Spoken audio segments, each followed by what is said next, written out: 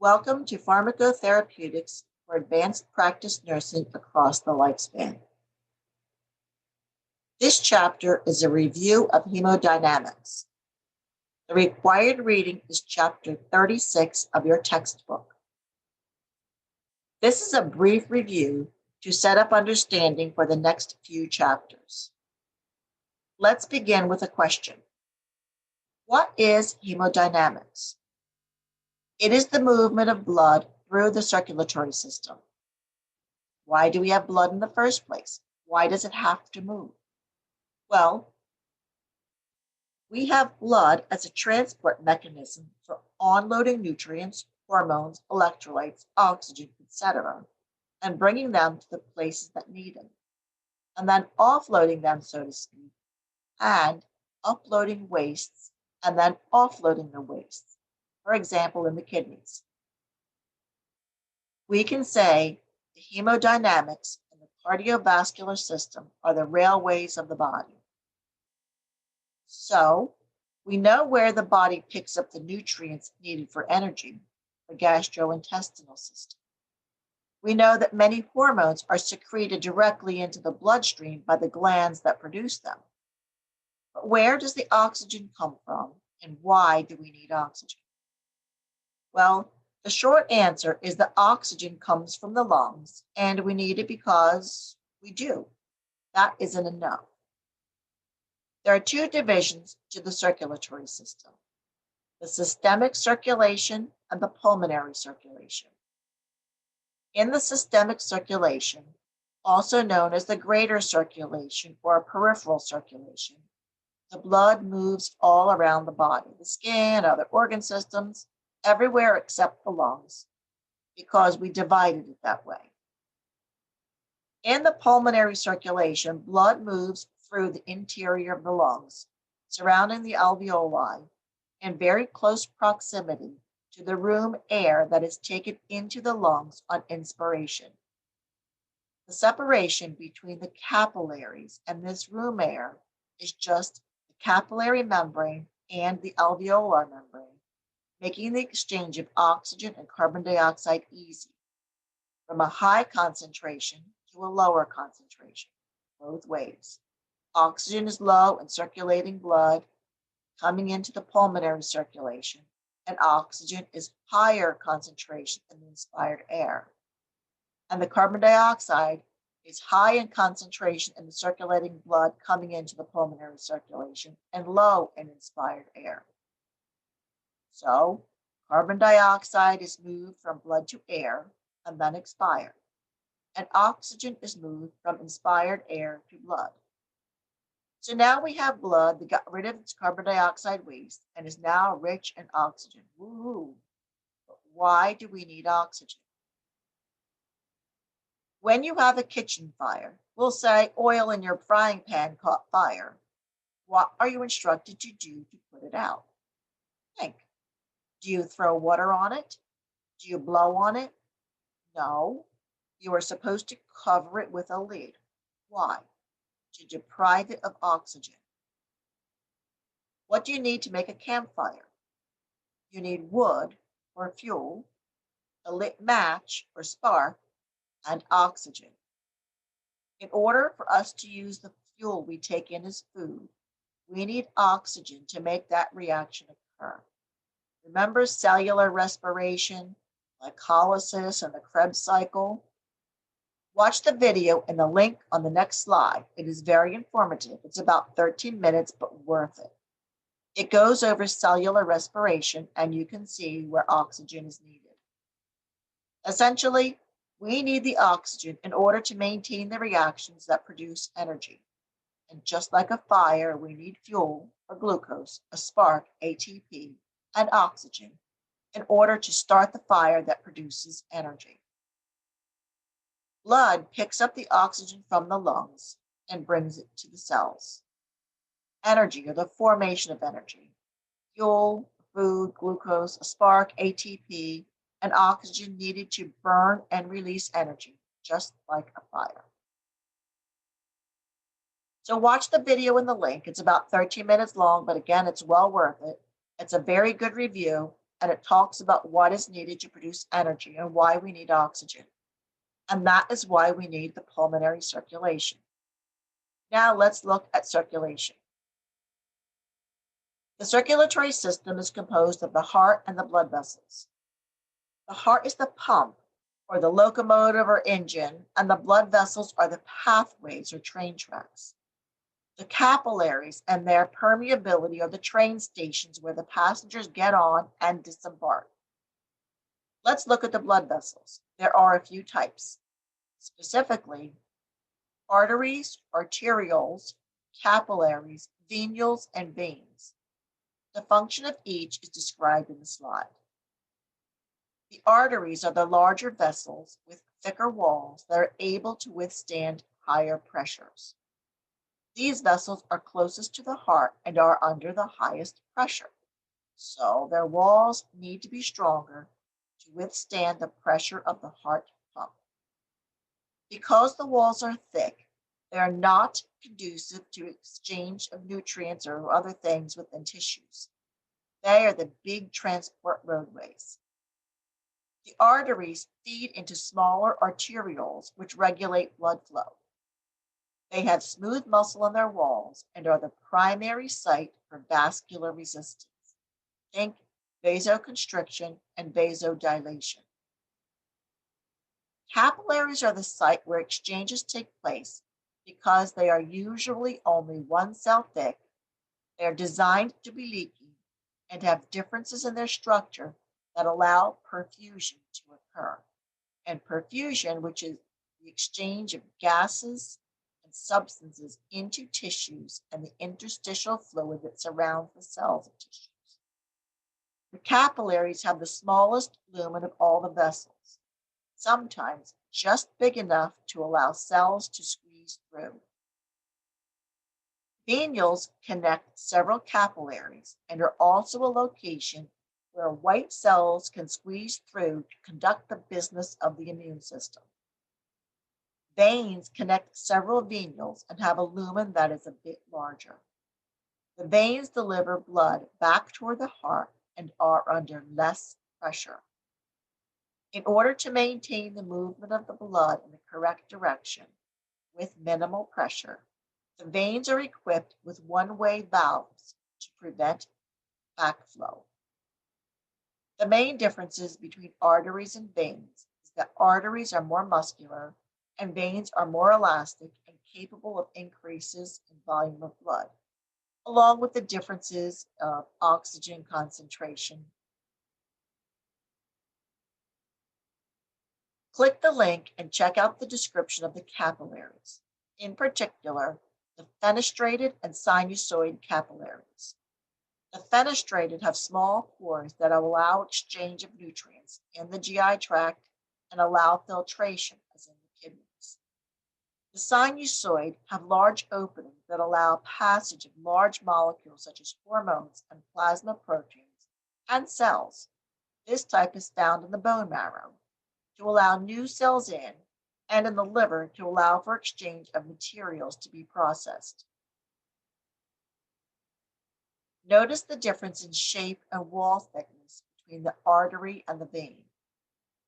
The muscular artery has shape. The vein is more elastic and is under less pressure and is less well-defined in shape. How much blood is there and where is it? We have about 5 liters of blood in the average human, with about 85% in systemic circulation. Most of that is in the veins, the venules, and the venous sinuses. With the heart as the pump, what makes the blood flow? It starts with the heart pumping blood under pressure through the arteries, which are large lumen vessels.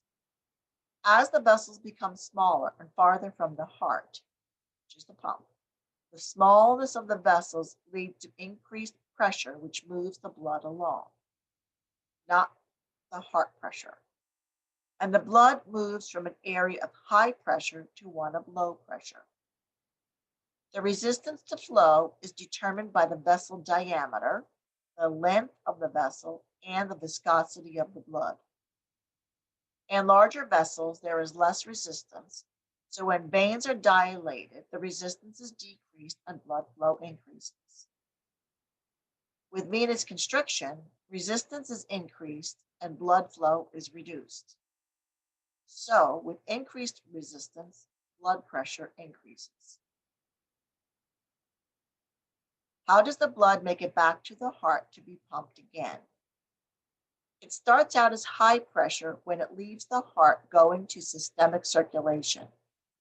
As the blood moves along, pressure reduces. It goes from a pressure of about 100 millimeters of mercury at the aorta, remember 120/80, and is about 30 millimeters mercury at the entrance to a capillary, to 18 millimeters of mercury at the exit of the capillary going into the venule. When the blood is about to enter back into the heart at the right atrium, the pressure is zero, if not negative. So part of the moving force that pushes the blood into the right atrium is actually the sucking in of blood caused by the expansion of the right atrium. What is the concept of cardiac output? Cardiac output is the amount of blood the heart pumps per unit of time. The average cardiac output is 5 liters per minute. So pretty much all the blood in the body is pumped every minute. To calculate cardiac output, abbreviated as CO, you multiply the heart rate times the stroke volume. The stroke volume is the volume in liters per each stroke or beat of the heart. The heart rate is the number of strokes or beats per minute. Multiply these two and you get the volume per minute or cardiac output. The average heart beats about 70 times per minute, and the average stroke volume is about 70 mils per beat. Multiply these and you have 4,900 mils, essentially 5 liters per minute. So the equation is an easy one to remember. Cardiac output equals heart rate times stroke volume. If you increase heart rate, you increase cardiac output. If you decrease stroke volume, as in heart failure, you reduce cardiac output. What else controls cardiac output? The sympathetic system, fight or flight, controls the heart rate via the beta-1 receptors on the sinoatrial node to increase the rate. The parasympathetic system slows the rate down. Stroke volume is determined by the preload, the afterload, and the contractility of the heart. Preload is essentially the filling of the ventricle with blood. How much blood is forced into the ventricle to stretch the walls of the ventricle before it contracts. The afterload is the force against which the heart has to act in order to get the blood out, or the back pressure in the arteries as the blood leaves the heart. This pressure can be measured at the left atrium as the ventricle contracts. The amount of blood pressure is equal to the pressure against which the heart must pump to get the blood out. If the arterioles are constricted, the back pressure is greater. If the arterioles are dilated, the back pressure is less. If there is more back pressure, less blood is pumped out if the pressure remains the same. If you are banging a nail with the same force with each blow of a hammer, and you bang the nail through balsa wood, the back pressure is nil and the nail goes through easily. What happens if the balsa wood is sitting on top of oak? After the nail quickly and easily goes through the balsa wood, it encounters the oak. If you hit the nail with the same force, the nail will not easily penetrate the oak. Suppose the oak were sitting on top of steel. This time with the same pressure, the nail will probably even go less. So the movement of the nail or the stroke volume becomes less as the afterload or back pressure increases. Cardiac contractility is the force of contraction of the heart. Contractility is determined by the stretch. Just like a balloon that you blow up, if you blow just a little air into a balloon, the balloon material does not stretch as much, and when you let go, air comes out without much force. If you blow the balloon up to its maximum stretch and let go of the balloon, the air moves out so forcibly that the balloon takes off like a rocket. Same as with the heart. If you don't force in very much blood, the stretch on the ventricle is not that much, so the force pushing the blood out will not be that much. To repeat, preload is the stretch of the ventricle due to the volume of the blood at the end of diastole. That is when they are at their fullest. Afterload is the resistance the left has to overcome to pump blood out. How much backward force is there from the blood in the arteries and arterioles, the constriction of the arteries? What determines stroke volume? How much blood fills up the ventricles? That is determined by how much blood is returned. Because cardiac output is influenced by stroke volume, venous return also influences cardiac output. If the return is diminished, then the output is diminished. If the veins are dilated, more blood fills the veins and less is returned to the heart, reducing stroke volume and cardiac output. If the veins are constricted, there is less blood in the veins and more is returned to the heart, so you have increased stroke volume and cardiac output. This is how the body takes care of itself. If it determines that the output is insufficient, it will raise the heart rate to increase output and or constrict some blood vessels to increase stroke volume and output. We have the ability to influence this with drugs available to us in various areas and mechanisms.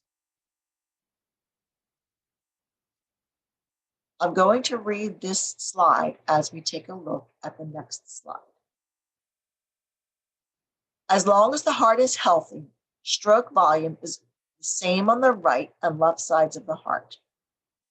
When the heart is failing, they are no longer in proportion and blood backs up behind the failing ventricle, either the right or the left.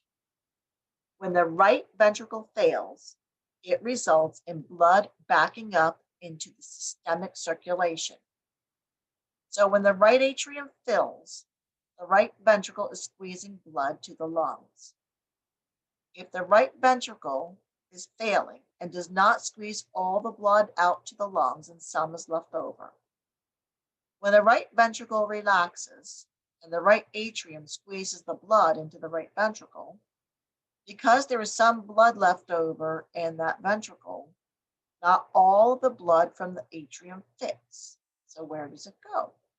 It stays in the right atrium. When the right atrium relaxes to receive more blood, if some is left over from the last stroke, there is not enough room to receive as much. So some blood backs up into the systemic circulation from where it came. Look at the diagram and see where it goes. It goes back to the liver, the GI tract, the kidneys, the lower body circulation, the legs, and the head. So if blood is backing up, where does it go? It goes to the liver and the lower legs, which results in portal hypertension, ascites, and leg edema. When the left ventricle fails, the same situation occurs. The left atrium can't get rid of all the blood because the left ventricle isn't empty. So blood backs up into the pulmonary circulation, into the lungs, resulting in increased pulmonary pressure and fluid in the lungs, along with reduced cardiac output. On this slide, we see that cardiac output influences arterial pressure, which is the driving force to move the blood through circulation, including kidney perfusion. If the cardiac output fails, the arterial pressure falls. If cardiac output falls, the arterial pressure falls. If cardiac output increases, arterial pressure increases. The Same with peripheral resistance. Peripheral resistance is regulated via dilation or constriction of arterioles. If there is dilation, the resistance falls, and so does arterial pressure. So, arterial pressure, or the driving force moving blood through the systemic circulation, is regulated by the autonomic system, the renin-angiotensin-aldosterone system, and the kidneys. In the autonomic system, there are baroreceptors, or receptors that detect changes in blood pressure. They are located at the aortic arch, where the aorta comes off the heart, and they detect changes in blood pressure. If the pressure detected falls, they send messages to the autonomic system to raise the pressure. By how? By constricting the blood vessels. If the pressure is too high, the message is sent to dilate the blood vessels. Guess what? We can influence the autonomic system with drugs.